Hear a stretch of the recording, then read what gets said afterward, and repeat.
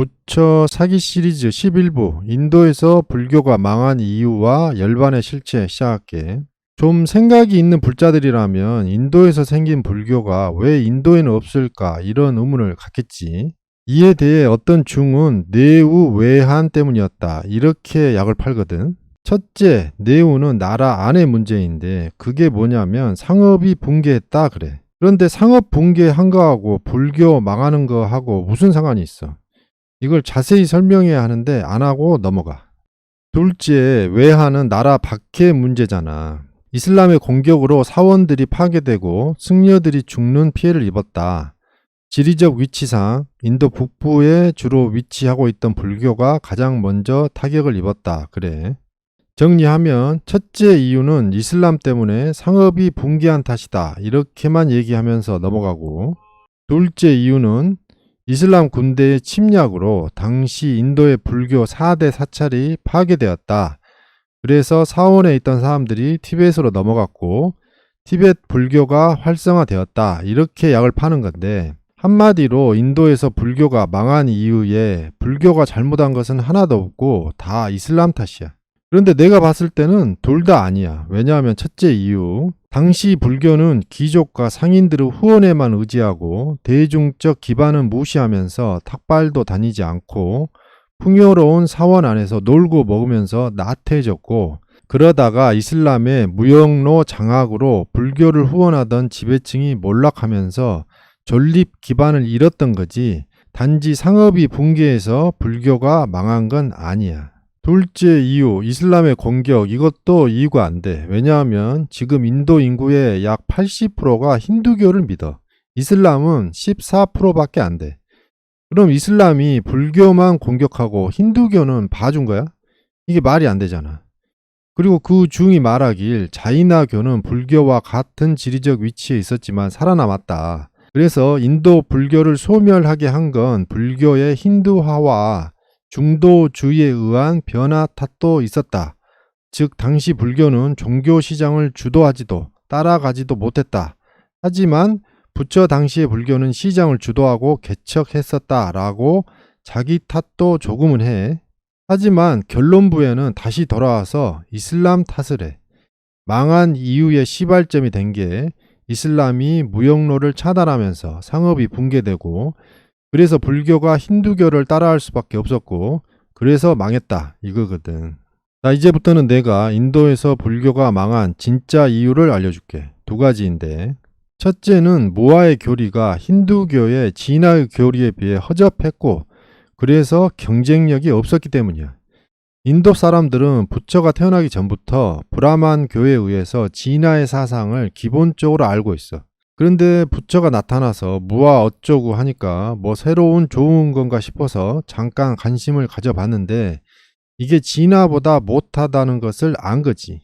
대중들이 바라는 종교의 개념은 딱 그거야. 기복이거든. 기복, 기는 빌다, 복은 복, 그래서 복을 빌다 이거지.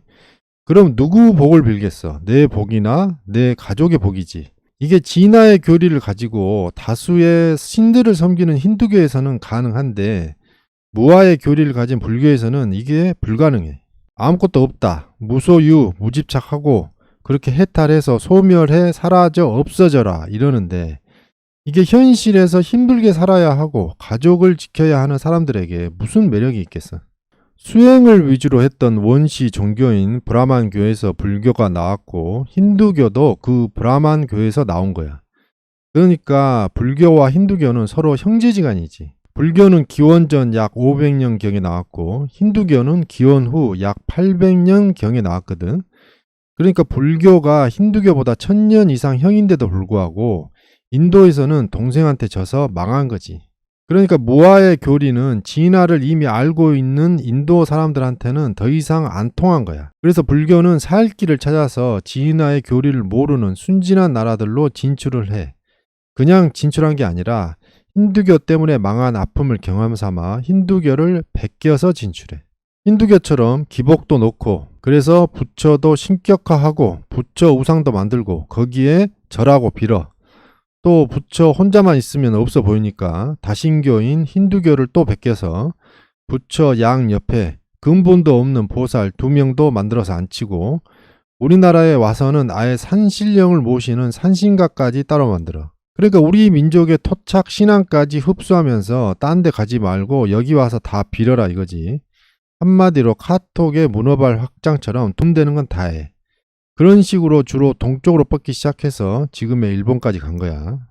부처의 가르침, 부처의 진리대로 하자면 절마다 대웅전에 부처 우상을 만들고 거기에 절하고 이런 거 하면 안 되거든. 그런데 중들도 부처의 진리보다는 자기들 앞가림, 즉 돈벌이가 우선이지. 자, 그래서 이 부분 명언으로 정리해 줄게. 돈이 안 되는 진리는 부처라도 버려진다. 인도에서 불교가 망한 두 번째 이유, 이거는 명언부터 시작할게. 권력을 갖기 전에 도덕은 선하지만 권력을 가진 후의 도덕은 반드시 악해진다. 부처가 만든 불교가 당시에는 혁명이었어. 왜냐하면 부처는 카스트 신분 제도를 부정하고 모든 인간은 평등하다는 그때까지는 없었던 완전히 새로운 도덕을 주장했거든. 그래서 당시 천대에 봤던 여자들까지 수행자로 받아줘. 이게 얼마나 엄청난 일이냐면 이 수행자의 사회적 지위가 당시 카스트 신분제 기준으로 최상위 계급인 브라만에 해당되거든. 이 브라만 계급만이 종교적인 혹은 영적인 행위를 할 수가 있어. 그래서 불교와 힌두교를 낳은 그 모태 종교를 브라만교라고 부른 것 같아. 그러니까 신분제에 고통받던 인도 대중들의 전폭적인 지지를 받으면서 불교 인구가 크게 늘어나. 그러니까 인도 대중들은 처음에는 무아, 중도 뭐 이런 거에 열광하면서 불교를 믿은 게 아니야. 모든 인간은 평등하다는 새로운 도덕 정신에 열광한 거지. 그런 이유로 불교 인구가 급격히 늘어나면서 지배 종교가 되었고 나중에는 지배층들이 불교에 후원을 하면서부터 승려들이 막대한 부를 축적하게 돼. 그런데 승려들이 부자가 되니까 탁발을 안 하고 편안하고 안전한 절간에서 놀고 먹어. 그러면서 모든 인간은 평등하다는 부처 초기에 그 도덕 정신은 망각하고 살았겠지. 유교도 그 기본 사상인 인이 예 지의 도덕에 따를 것 같으면 같은 인간을 노비로 부리고 사고 팔고 또 여자 노비가 자식을 낳으면 그걸 재산 증식 수단으로 삼고 하는 것은 있을 수가 없거든. 하지만 그 있을 수 없는 일이 유교를 국교로 삼은 조선 자칭 동방예의지국에서 일어났지. 그건 바로 모든 인간의 기저에 깔려있는 내로남불 이기심 때문에 그래. 그러니까 권력을 갖기 전에 도덕은 선하지만 권력을 가진 후에 도덕은 반드시 악해지는 거야. 왜냐하면 권력을 가진 후에는 악해지는 것이 나에게는 이익이 되기 때문에 그래. 타임머신을 타고 조선에 가서 양반 한 명을 만난 다음에 그에게 노비를 부리는 것은 공자의 말씀과 안 맞지 않냐 물어보면 그 양반이 그걸 시인할 것 같아? 온갖 말장난을 늘어놓으면서 노비제를 합리화시킬 거야. 이렇게 공동체를 파괴시키는 내로남불, 악한 이기심은 조선의 양반들한테만 있는 게 아니라 우리 사회에서 세력과 권력을 가진 모든 파벌들이 다 가지고 있어. 예를 들어서 공무원 연금의 적자를 국민 세금으로 메꿔주는 것은 불합리하잖아. 하지만 공무원 노조의 생각은 다르지. 그걸 어떻게든 말을 만들어내서 합리화시켜. 당시 사원 안에서 놀고 먹던 중들에게 왜 탁발 안 다니고 왜 평등 도덕 실천 안 하냐 물어보면 어떤 대답을 했을까? 벤츠 타는 이 중 수준의 대답을 했겠지. 결국 부처 초기에 평등 도덕을 잃어버린 불교를 인도 대중들은 더 믿을 이유가 없었고 그래서 기복을 원하는 사람들은 힌두교, 평등을 원하는 사람들은 이슬람을 선택한 거야. 도덕이란 게 그래. 코에 걸면 코골이, 귀에 걸면 귀걸이, 권력 가진 사람 마음이야. 도덕에 의한 정치가 덕치이고 법률에 의한 정치가 법치거든.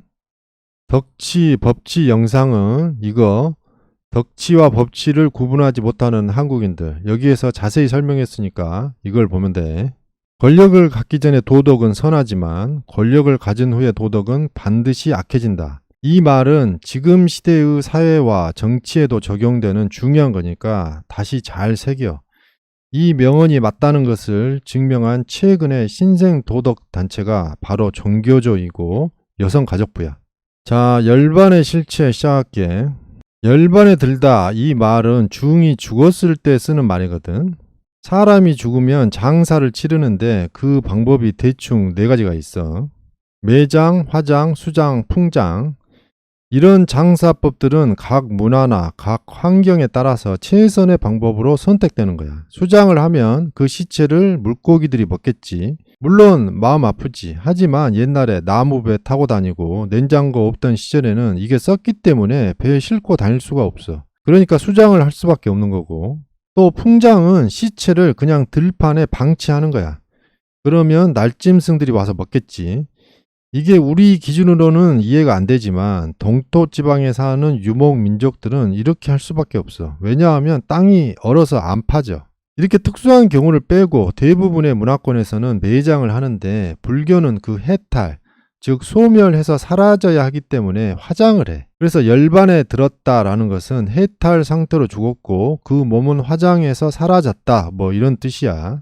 열반, 이 열은 개흑, 반은 대야나 쟁반 이런 뜻인데 찰흙이나 진흙은 알아도 개흑은 나도 처음 봤어. 그래서 알아보니까 그 뜻은 갯바닥이나 늦바닥에 있는 거무스름하고 미끈미끈한 고운 흙이래. 그래서 이 열반은 개흙을 담은 대야라는 뜻이야.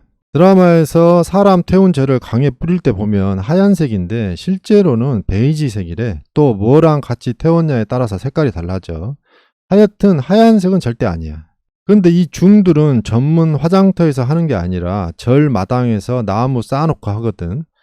그러니까 불 끄고 나면 사람 탄 재랑 나무 탄 재랑 섞이는 거야. 그래서 사람 탄 재만 수습하는 게 불가능하고 나무 탄 재가 섞이지. 그걸 대야에 담고 보면 개흙처럼 보였겠지. 그래서 개흙을 담은 대야라고 해서 열반이라고 한 것 같아. 90년대까지만 해도 사람들은 다 매장을 했고 중들만 화장을 했어. 화장을 하면 그 재에서 돌이 나오는 경우가 가끔 있거든. 이걸 불교에서는 살이라고 부르면서 몇 개 나왔니 이렇게 공중파에서 방송까지 하고 그 개수로 그 중에 깨달음의 도력을 헤아리는 그런 미개한 시대를 살았던 게 불과 몇 년 전이야. 그러다가 묘자리 부족으로 화장이 강제로 보편화되면서 그 살이라는 게 개나 소나 다 나온다는 게 알려지니까 그때부터 살이 찾는 쇼를 그만하게 된 거지. 그래서 열반의 실체 영상 결론, 살이는 개나 소나 다 나온다. 건물을 지으면 공사한다라고 하는데 절에서 건물을 지으면 그건 불사한다라고 한대. 이 불사를 할 때는 부처를 모시는 대웅전을 먼저 짓지 않고 산신령을 모시는 산신각을 먼저 짓거든. 그것도 대웅전보다 더 높은 곳에 지어. 그래서 왜 산신각을 먼저 짓냐고 누가 불사를 지휘하는 80대 중한테 물어봤대. 그 대답이 이거야. 여기 주간조선 산신각은 왜 대웅전보다 높은 곳에 있을까에 나와. 자, 그러면 이 내용을 대파 토론체의 반말로 바꿔볼게. 산신이 자기 건물을 먼저 짓지 않으면 기분 나빠한다. 산신이 틀어버리면 절의 불사가 안 된다. 때문에 산신이 먼저 결제를 해야 불사가 순조롭게 이어지고 절을 지은 후에 절도 잘 된다. 그래서 산신각을 제일 높은 곳에 다른 건물보다 먼저 짓는다. 즉 불사는 산신각부터 시작한다. 이 말은 우리 민족의 산신령이 인도에서 온 부처보다 더 힘이 세다는 거잖아. 그 산신령이 누구냐면 당군의 할아버지이자 화능의 아버지인 화인이야. 애국가에 나오는 그 하느님이라고. 산신령은 큰 산마다 있는 거 아니냐 그러면서 많은 잡신들로 생각하기 쉬운데 기본적으로 일본은 다신교, 우리나라는 일신교 사상을 가지고 있어. 때문에 다신교 관점에서 산신령을 보면 안 돼. 산신령은 우리 민족이 하늘에 있는 화인을 의인화해서 마을 가까이에 가져온 개념이야. 그러니까 마을마다 산신령이 있었지만 그건 다 같은 존재이고 그래서 우리 선조들이 장독대에서 정화수를 떠놓고 빌 때는 다 공통적으로 천지신명께 비나이다 한 거야. 그러니까 정리하면 옥황상제, 천지신명, 산신령, 하느님, 천주, 화인 다 같은 말이고 하느님은 우리 민족의 산신령, 화인의 또 다른 이름이지. 이걸 천주교에서 자기들 포교를 쉽게 하려는 목적으로 무단으로 가져다 쓴 거야. 그걸 기독교도 따라해서 하나님이라고 한 거고, 즉 천주교는 이스라엘인들의 유일신인 야훼를 우리 민족의 유일신인 하느님으로 착각하도록 사기를 친 거고, 기독교는 그걸 따라해서 여호와를 하나님이라고 사기를 친 거지. 천주교에서 천주라는 말도 사기야. 천주가 하늘의 주인이란 뜻이거든. 하늘의 주인이니까 우리가 화한인을 하느님이라고 부르는 건데, 이것도 카톨릭이 우리 민족에게 사기를 친 거지. 그러니까 천주교라고 하지 말고 카톨릭이라고만 해야 돼. 신부나 목사들이 양심이 있다면 이제는 우리 민족의 유일신 이름을 돌려줘야 돼. 그런데 이렇게 이름의 유래를 알아도 안 돌려줘. 왜인지 알아? 그 이유, 여기 아까 명언으로 나오잖아. 권력을 갖기 전에 도덕은 선하지만 권력을 가진 후에 도덕은 반드시 악해진다. 여기까지 보고 좋아요 누를 사람은 구독도 꼭 눌러주라. 내가 반말을 하듯이 너희도 나에게 반말을 하고 너희끼리도 서로 반말을 해. 그런 반말 소통과 구독이 모여야 세상이 바뀐다.